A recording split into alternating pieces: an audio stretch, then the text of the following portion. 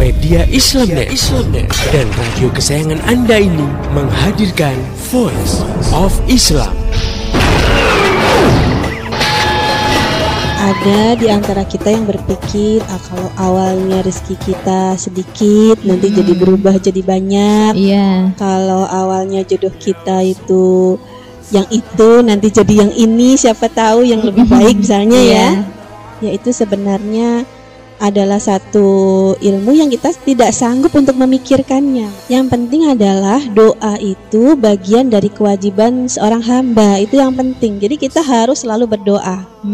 Jadi Allah Subhanahu wa taala memerintahkan kita untuk selalu berdoa ya. Dan Allah berfirman ya, berdoalah kepadaku, niscaya kuperkenankan bagimu. Sesungguhnya orang-orang yang menyombongkan diri dari ibadah kepadaku akan masuk neraka jahanam dalam keadaan hina. Nah, jadi memang Allah mengatakan kepada kita, berdoa nanti pasti aku kabulkan. Jadi mintalah apa saja, mintalah yang sebanyak-banyaknya, yang sebaik-baiknya, insya Allah Allah akan mengabulkan. Itu janji Allah dalam Al-Quran ya. Voice of Islam.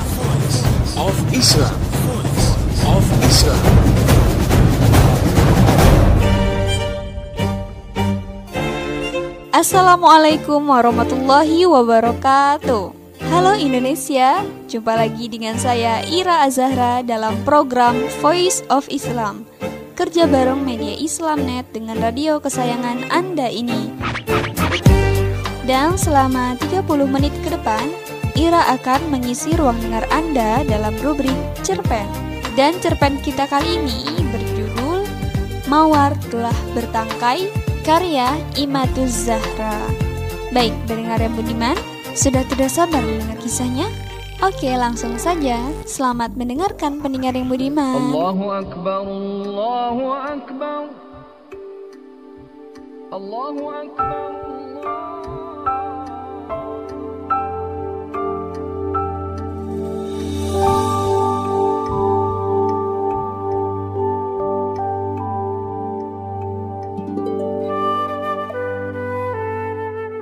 Dari jauh terdengar merdu, asma Allah mengalun sendu. Sejuk, indah terasa dapat menginjakan kakiku di kota ini. Ya, kota sedingin salju yang telah kutinggali 6 bulan yang lalu. Malam mulai merayap, tapi aku bingung harus menginap di mana. Mataku nanar melihat angkot bersiliweran. Wartel, ya itulah mungkin solusi. Ku pencet-pencet tombol pesawat itu. Nyambung. Tut, tut, tut. Assalamualaikum, sapaku pada seorang wanita di seberang sana. Waalaikumsalam. Nyari siapa, Mbak? Tanya wanita itu.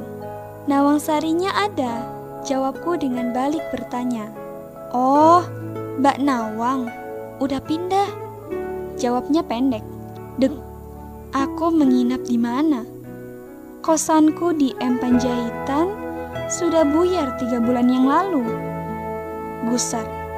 Akhirnya ku beranikan diri untuk mengorek informasi. Pindah kemana, Mbak? Tanyaku gugup. Nggak tahu ya, ini ada nomor teleponnya kalau mau, tawarnya. Berapa, Mbak? Tanyaku semangat. 412913. Jawabnya pendek. Makasih, Mbak. Wassalamualaikum. Kututup telepon. Gamang ku pencet nomor telepon itu. Aku tak siap bertemu dengan teman-teman lamaku dengan kegagalan ini. Tapi seandainya akhwat boleh tidur di masjid.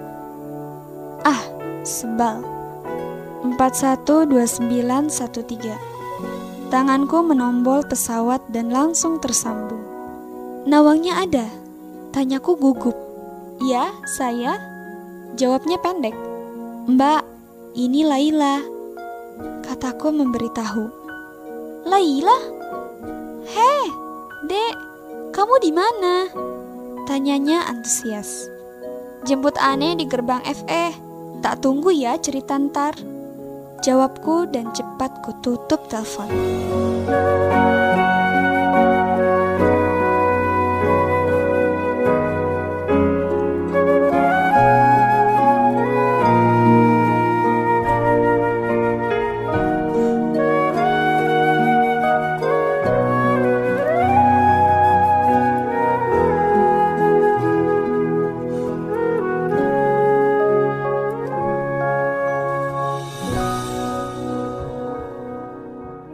Gerbang FE. Aku harus berjalan sekitar 10 menit lagi. Sepi. Fakultas teknik begitu menyeramkan. Tapi sudahlah, Allah bersamaku. Kukuatkan niat dan tekadku.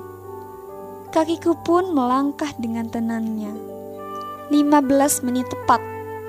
Seorang akhwat berkerudung hitam dengan sepeda motornya menghampiriku. Assalamualaikum ukhti, gimana kabar anti? Tanyanya dengan memelukku erat. Damai dalam rengkuhannya. Indahnya ukhuwah. Tak terasa air bening menghiasi kelopak mataku. Sejenak saling berpandangan menyemai kasih kerinduan. Dahi saling beradu, tangan saling menepuk bahu. Berbahagia karena masih diberikan keistimewaan, keistiqomahan yang sama.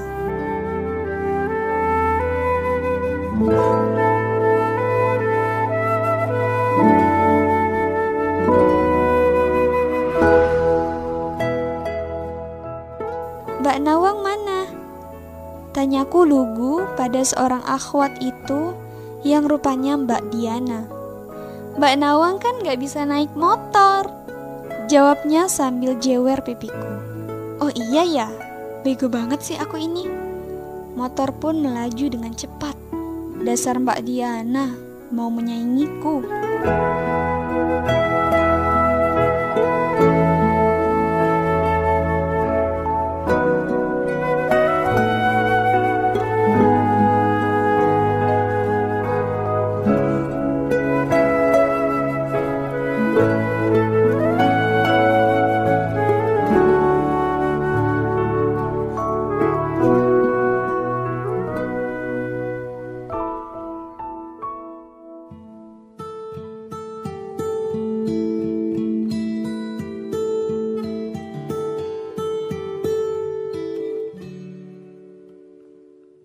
Sesampai di gang kecil di sebuah jalan kumis kucing, motor berbelok. Dek, berhenti. Ramai rumah itu. Ada apa dan siapa itu? Tanyaku heran melihat ada dua sosok ikhwan di rumah itu tanpa ada selambu hijab. Oh, afwan. Dia Mas Yudi dan Mas Nur. Kita kan baru pindahan. Di sini ada 5 akhwat. Rumahnya banyak yang rusak, jadi hijabnya belum dipasang. Kami minta bantuan mereka. Rencana mau dijadikan base camp. Cerita Mbak Diana sebelum masuk rumah, seperti tahu apa yang ada dalam pikiranku. Aku hanya diam. Tenggorokan tercekat. Tak menyangka semua berkumpul di sini. Pengurus LSM itu. Subhanallah. Mereka tetap kompak seperti dulu. Selamat berjuang saudaraku. Doaku dalam hati. Tapi aku malu. Permainanku dengan ikhwan itu harus berhenti di sini. Ya, satu-satu sekarang. Mereka akhirnya tahu sosokku yang sebenarnya. Walau selama ini mereka hanya mendengar suara penuturan materi jurnalisku dari balik hijab. Yah, toh akhirnya ketahuan juga. Ragu ku masuk rumah itu. 2 ikhwan menatapku dan akhirnya tunduk di atas makanannya. Kulari masuk kamar tanpa menggubris mereka. Lemas. Mbak gimana kabarnya? Tanya Mas Yudi di ruang tengah. Aku terdiam. Aku ragu menjawabnya. Entah apa yang terjadi di luar sana. Aku cuek bebek. Yang jelas, Mbak Diana dan Mbak Nawang menyuruhku untuk menemui mereka. Ini Laila, Mas, yang selama ini ditanyain terus tuh. Kayak apa orangnya? Ya ini orangnya. Si bungsu yang dewasa, si kecil yang kelihatan tua. Cerocos Mbak Nawang mengeledek diriku. Aku tersipu. Sempat GR karena gak taunya aku dalam pikiran mereka. Tapi sudahlah, astagfirullah wa na'udzubillah, bikin penyakit hati saja. Hari berganti, kedatanganku membawa semangat baru. Dakwah mulai digencarkan untuk mewujudkan program LSM yang selama ini hanya sekedar konseptual. Ding, kapan? Tanya Mas Yudi tiba-tiba dengan panggilan khasnya untukku. Apa? Aku balik bertanya. Mas Yudi hanya tersenyum. Kubiarkan saja dia dengan kesibukannya. Tanganku semakin cekatan, mengoperasikan komputer di depanku. Ya, aku lagi membuat website untuk LSM-ku. Ning, panggilnya pelan. Apa sih bang? Kalau nanya cepet nanya. Kok bikin orang penasaran aja? Tanyaku sedikit ketus. Bukannya bantuin malah ganggu aja. Itu, kapan nikahnya? Tanyanya ragu. Gubrak. Dari mana dia tahu aku lagi proses? Aku terdiam. Malu. Kubiarkan dia dengan pertanyaannya. Adil. Biar dia juga penasaran. Dasar ikhwan bandel. Tanganku asik dengan tombol-tombol keyboard di depanku. Kulirik dia. Dia pun tertunduk diam. Aku pulang dulu. Assalamualaikum. Mas Yudi nyelonong saja. Ups, marah. Ya, waalaikumsalam. Jawabku heran.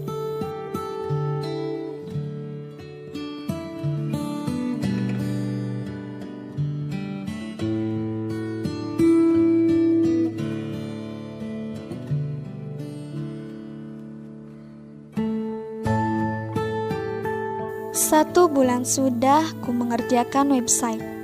Sempurna. Besok sudah siap di-upload. Yes, selesai. Bagus nggak? Ceplosku pada Mbak Nawang dan Mbak Diana. Lihat dong, sip, puji Mbak Nawang. Aku tersenyum puas. Ada sesuatu yang berharga yang bisa kuberikan untuk LSM dan dakwah ini. Laila, jadi pulang? Tanya Mbak Diana tiba-tiba. Emang kenapa? Aku balik bertanya. Heran. Bukan aku yang nanya, tapi Mas Yudi. Jawabnya agak ketus. Mas Yudi? Jawabku kaget. Ngapain dia tanya-tanya dan ngapain tanyanya ke Anti? Bukan ke Ane. Ih, lucu. Pertanyaannya pesen lagi. Jangan ngarang ya, dosa loh. Bikin penyakit hati. Timpalku pada Mbak Diana. Ih, emang bener dia yang nanya kok. Tadi suruh nanyain. Pagi-pagi udah telepon. Emang Anti pulang jam berapa? Lanjut Mbak Diana. Nggak tahu. Jam 1 kali. Jawabku santai. Ya, masih asik dengan websiteku. Laila, sebenarnya ada hubungan apa sih di antara kalian? Tanya Mbak Nawang tiba-tiba. Dek, hubungan? Hubungan apaan sih? Aku bingung apa maksud mereka. Kalian jangan suuzon dong. Aku sama Mas Yudi gak ada apa-apa. Lagian, kalian tahu Ane udah punya calon. Dan ingat, kalian lihat sendiri kan sikap Ane sama Mas Yudi. Lawang setiap hari kalian menemaniku, lihat Ane dan Mas Yudi di depan mata. Ih, dasar. Jelasku agak kesal. Iya sih, Lai. Ane tahu itu. Tapi, ya kayaknya ada yang ganjil dan gak beres. Protes Mbak Diana. Sudahlah Mbak. Ane juga sudah ngasih lampu kuning kok sama dia. Agar tak menyalahgunakan kepercayaan persaudaraan ini atas dia. Tandasku pada mereka.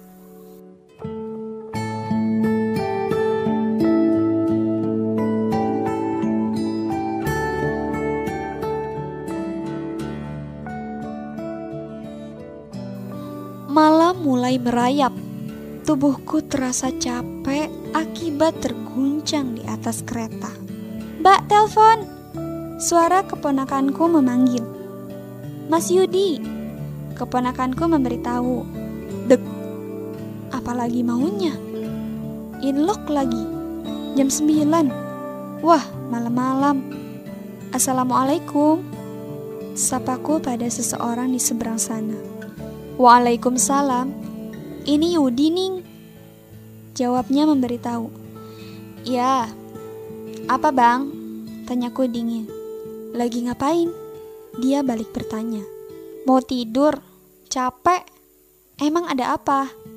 "Udah malam nih, gak etis, kena jam malam lontar. Tak bilangin ke atas, tahu rasa lo ya," jawabku mengancam. Kalau boleh saranin, kamu cepat nikah," celetuknya tiba-tiba. "Nikah? Emang kenapa?" tanyaku heran. "Ya, sebelum timbul korban baru," jawabnya datar. "Korban? Korban apaan? Emangnya kambing kurban yang harus dikorbankan?"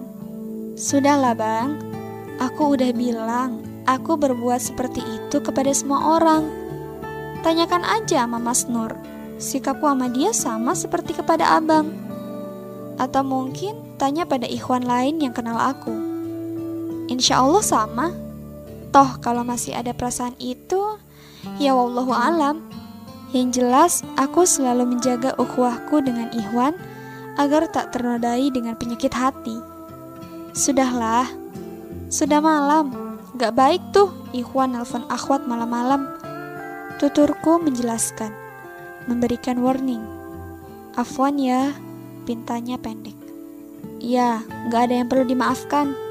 Mungkin kita harus saling introspeksi diri aja lah. Syukron atas sarannya. Wassalamualaikum." Teleponku tutup. Diam. Aku diam 1000 bahasa di dekat telepon. Baru ku merasakan sebuah kebenaran dari perkataan Mbak Nawang dan Mbak Diana. Pilu. Untuk yang kesekian kalinya aku seperti ini. Siapa lagi yang akan sakit hati? Kenapa prosesku harus tersendat seperti ini? Ya, keluarga ikhwan minta waktu dan aku harus menunggu. Sabar adalah ujianku. Malam terus merayap.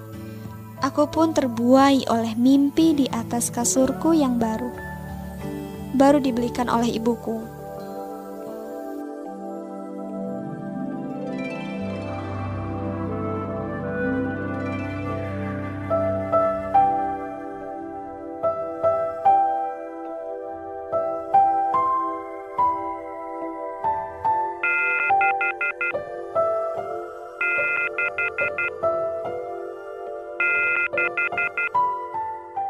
Suara ponsel membangunkan tidurku. Kulirik jam dinding. Jam 3 pagi. Pasti teman-teman memberikan kode untuk yang mulai. Ku beranjak dari tempat tidur. Kusiram wajahku dengan air suci. Segar. Setan-setan yang menempel di pelupuk mata pun berterbangan kepanasan. Ruku, sujud telah kutunaikan.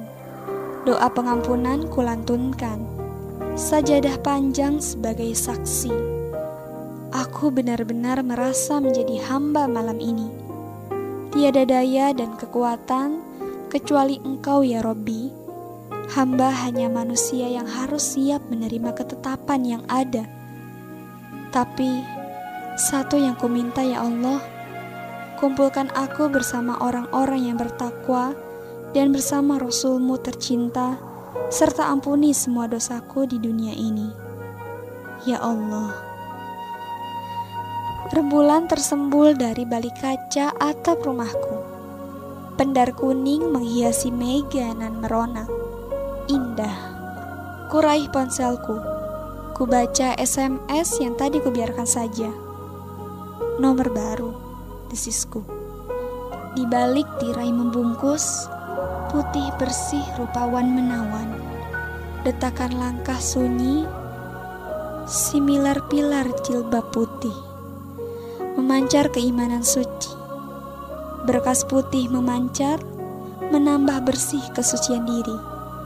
Tertera wajah menyinari, senyum simpul mewarnai.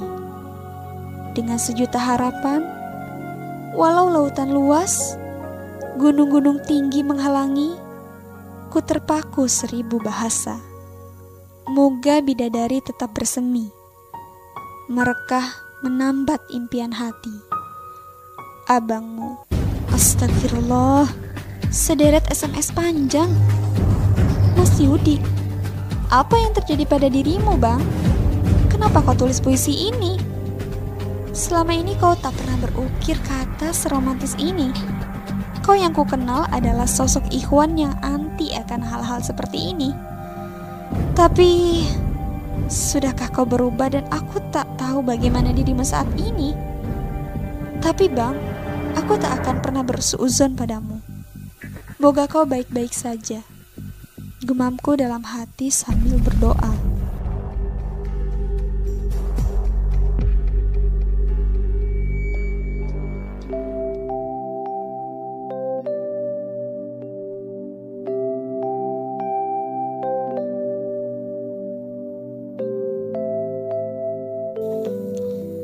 Di Basecamp, aku masih mengotak-ngatik websiteku. Nanti sore akan diupload. Setelah beberapa jam, Mas Yudi datang di Basecamp sendirian. "Di mana Mbak Diana?" tanyaku dalam hati. Aku hanya terdiam berlaga tak peduli atas kedatangannya. Ya, kalau memang gak perlu, kenapa harus ditanggapi? "Assalamualaikum," sapanya sambil duduk di kursi tamu. "Waalaikumsalam," jawabku pendek. "Udah selesai nih?" tanyanya memastikan. "Udah, tinggal menyempurnakan aja. Ada sedikit yang masih salah. Asar insya Allah selesai," jawabku pasti. Kami terdiam. Tak ada pembicaraan selama beberapa menit. Ya, di Basecamp hanya ada kami berdua. "Ning, aku boleh nanya sesuatu nggak?" tanyanya pelan. "Tanya aja, kalau bisa jawab, ya aku jawab. Kalau tak bisa ya afwan, Ani nggak bisa menjawabnya," jawabku datar. "Jujur ya," dia memastikan. Aku mengangguk. "Kalau boleh tahu, prosesmu sampai di mana? Dan bagaimana statusmu sekarang?" tanyanya tiba-tiba. Aku terdiam. Tenggorokanku tercekat, pilu. Kenapa pertanyaan itu harus keluar? Ya, jujur aku selalu sedih bila ditanya tentang prosesku. Ku hanya bisa menarik nafas dalam-dalam, diam dan diam yang kulakukan. Aku tak kuasa untuk menjawabnya. Aku pun tertunduk. Mas Yudi juga terdiam. Ia menunggu jawabanku.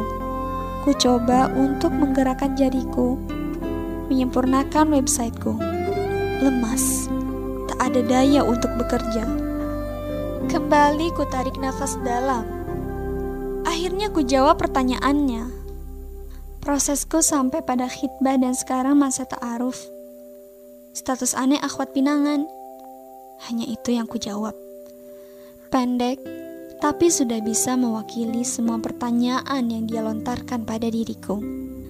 "Jadi, gak ada ikhwan lain yang bisa mengkhitbahmu?" tanyanya melas. Aku mendesah. Kutolehkan wajahku untuk memandang seseorang yang duduk agak jauh dariku. Dia hanya tertunduk dengan mainan kertas di tangannya. Ingin kupastikan kenapa ia bertanya seperti itu. Dia hanya tertunduk dan semakin dalam. Masih sempat kulihat dia menggigit bibirnya, dan akhirnya kulemparkan pandanganku keluar jendela. Iya, aku tak boleh menerima lagi ikhwan lain, karena aku telah mengatakan ya. Akad khitbah telah diucapkan, dan kami harus saling menjaga keutuhan proses ini. Jawabku menjelaskan. Tapi kenapa tidak cepat dilakukan? Tanyanya memburuk. Ya, abang sudah tahu ceritanya. Keluarga Ikhwan minta waktu, dan aku memang harus menunggu, karena telah menjadi keputusanku. Ya, aku harus menanggung resiko ini, Bang. Suaraku tercekat. Seandainya ada ikhwan yang mau mempercepat itu, apakah calon suamimu akan mengizinkan? Tanyanya menyelidik. Dek, tak menyangka dia akan ngomong seperti itu. Bang, proses kami telah berjalan lama. Kuharap abang tahu perasaan kami berdua. So, afwan, semua sudah jelas. Ibarat bunga, aku telah bertangkai. Dan tak ahsan bila aku memilih tangkai, karena tangkai telah ditetapkan oleh Allah, dan itulah yang terbaik untukku. Tuturku menegaskan. Ya sudahlah, moga kau bahagia. Moga dimudahkan dan disegerakan proses pernikahanmu. Satu yang kuminta, semoga aku tidak futur atas kejadian ini. Doakan aku tetap istiqomah. Walaupun mawar telah bertangkai, kau tetap saudara sejati dan adik yang terbaik dalam hidupku ini. Maafkan aku. Mungkin aku harus menenangkan diri dulu. Mentari sore meredup tertutup awan di atas sana. Gelap. Rupanya hujan akan turun seiring kegundahan. Seiring air bening ini.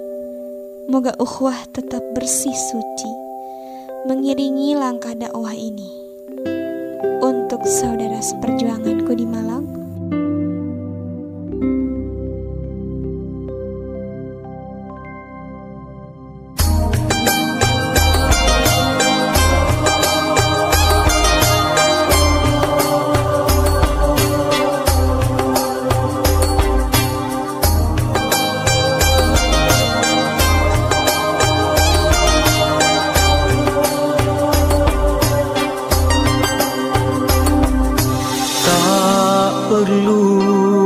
Aku ragui sucinya cinta yang kau beri. Kita saling kasih mengasihi dengan setulus hati.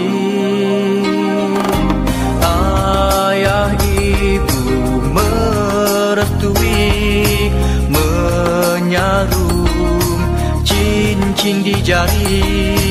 Dengan rahmat dari ilahi, cinta kita pun bersemi. Sebelum diijab kabulkan syariat, tetap membataskan pelajari ilmu matang agar kita lebih bersedia menuju hari yang bahagia.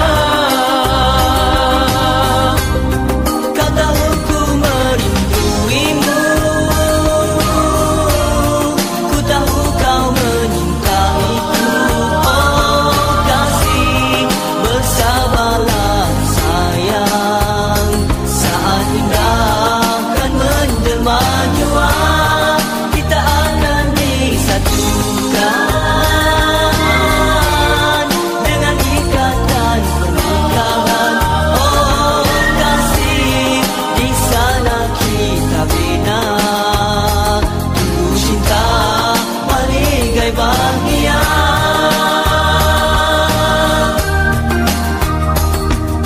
Semoga cinta kita di dalam ridha ilahi.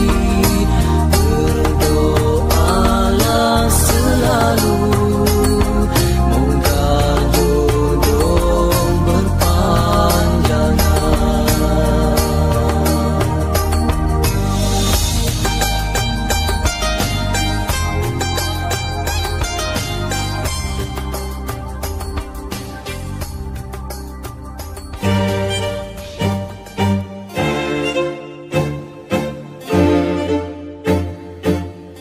Imatuz Zahra adalah nama pena dari Nur Karimah yang lahir di Blitar tanggal 24 Mei 1985. Nah, pendengar yang budiman, itu tadi cerpen kita kali ini. Wah, gimana ya?